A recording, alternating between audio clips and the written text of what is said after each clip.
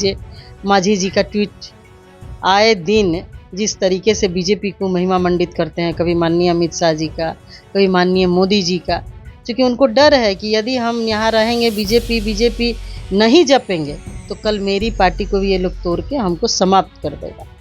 तो ये भय है और बीजेपी की आदत है कि जितनी भी छोटी पार्टियां हैं उनको समाप्त किया। तो जदयू तक को तोड़ने का वो लोग प्रयास किया, तो ये लोजपा कौन सी बड़ी चीज है? मीडिया में आके बात करने की क्या जरूरत है? इससे साफ प्रतीत होता है कि चिराग पासवान जी दो नाव की सवारी कर रहा है। वो चाहते हैं कि एक पैर इधर भी रखे, एक पैर उधर भी रखे।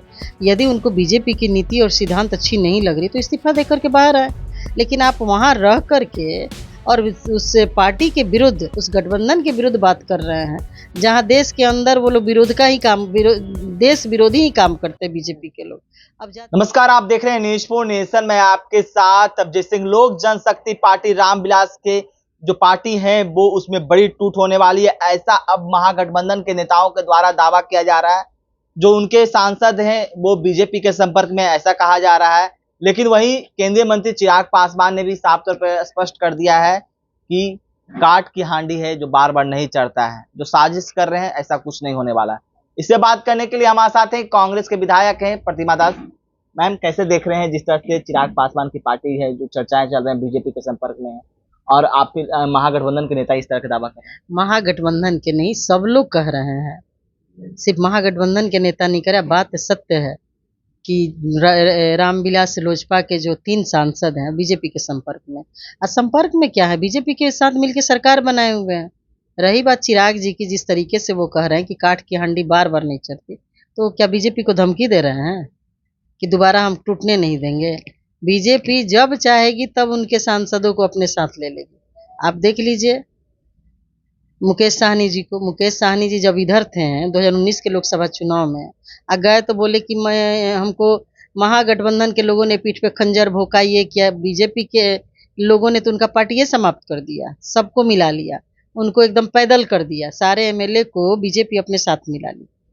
और कभी भी महागठबंधन, इंडिया गठबंधन के लोगों ने किसी की पार्टी को तोड़ने का कोई प्रयास नहीं किया, लोकतंत्र को कायम रखा। जो लोकतंत्र के प्रणाली में सबको अपनी पार्टी बना करके, प्लेटफॉर्म बना करके जनता की सेवा करने का अधिकार है। तो यदि 2 एमपी भी है, 2 एमएलए है, 1 एमएलए है, उसको भी कांग्रेस पार्टी उसका मान सम्मान रखती है। लेकिन बीजेपी में ये सब चीज़ नहीं है। उसका जीता जागता सबूत देख लीजिए, मांझी जी का ट्वीट आए दिन जिस तरीके से बीजेपी को महिमा मंडित करते हैं, कभी माननीय अमित शाह जी का, कभी माननीय मोदी जी का, क्योंकि उनको डर है कि यदि हम यहाँ रहेंगे बीजेपी नहीं जपेंगे तो कल मेरी पार्टी को भी ये लोग तोड़ के हमको समाप्त कर देगा। तो ये भय है और बीजेपी की आदत है कि जितनी भी छोटी पार्टियां हैं उनको समाप्त किया। तो जदयू तक को तोड़ने का वो लोग प्रयास किया। तो ये लोजपा कौन सी बड़ी चीज है? चिराग पासवान हनुमान है प्रधानमंत्री नरेंद्र मोदी। देखिए, अब हनुमान है कि क्या है हम नहीं जानते हैं, लेकिन जब हनुमान है तो डर क्यों रहे हैं? कहीं ना कहीं उनको इस बात का डर है कि पिछले बार उनके 5 एमपी को बीजेपी ने तोड़ लिया था। वो तो नीतीश कुमार कह रहे थे कि नीतीश कुमार ने तोड़ा। बिल्कुल नहीं। केंद्र में माननीय नीतीश कुमार जी की सरकार है कि बीजेपी की सरकार है? दूसरी बात कि बिहार में यदि पासवान का नेता है तो वो है ये पारस जी। पारस जी पुराने लीडर हैं, हाजीपुर से एमपी रह चुके हैं, मिनिस्टर रह चुके हैं बिहार सरकार में, और लोजपा को बढ़ाने और बनाने में उनकी अहम भूमिका रही है। उनको खत्म करने में चिराग जी का अहम भूमिका रहा। वो नहीं चाहते हैं कि बिहार में दलित नेता, जो ओरिजिनल दलित है, दलित नेता यहाँ आगे बढ़े। नजदीकियां बढ़ रही है, यही वजह रहा है। बिल्कुल नजदीकियां बढ़ रही है, और आने वाले विधानसभा चुनाव के पहले रामविलास लोजपा टूट जाएगी। ये सब लोग कह रहे हैं, ये हम नहीं कह रहे हैं, ये जमीनी हकीकत है, ये सत्य बात है। जिस तरीके से लोजपा के 3 सांसद बीजेपी के संपर्क में हैं, और संपर्क में रहना भी चाहिए क्योंकि उनके साथ उनकी सरकार है, रोज उठना बैठना है, मिलना जुलना है। और किसकी इच्छा नहीं होती है कि भाई कि हम मंत्री बने? बीजेपी यदि 1 आदमी 2 आदमी को मंत्री बना देगी तो सब चले जाएंगे उधर। वजह यह कहीं नहीं लग रहा है कि जिस तरह से चिराग पासवान अलग स्टैंड रख रहे हैं बीजेपी के खिलाफ, जिस तरह से क्रीमी लेयर की बात हो, जो और चाहे जाति आधारित जनगणना की बात कर रहे हैं कि वो केंद्र सरकार को सभी राज्यों में करवाना चाहिए। देखिए, बात करने की, मीडिया में आके बात करने की क्या जरूरत है? इससे साफ प्रतीत होता है कि चिराग पासवान जी दो नाव की सवारी कर रहा है। वो चाहते हैं कि एक पैर इधर भी रखे, एक पैर उधर भी रखे। यदि उनको बीजेपी की नीति और सिद्धांत अच्छी नहीं लग रही तो इस्तीफा देकर के बाहर आए। लेकिन आप वहाँ रह कर के और उस पार्टी के विरुद्ध, उस गठबंधन के विरुद्ध बात कर रहे हैं, जहाँ देश के अंदर वो लोग विरोध का ही काम, देश विरोधी ही काम करते हैं बीजेपी के लोग।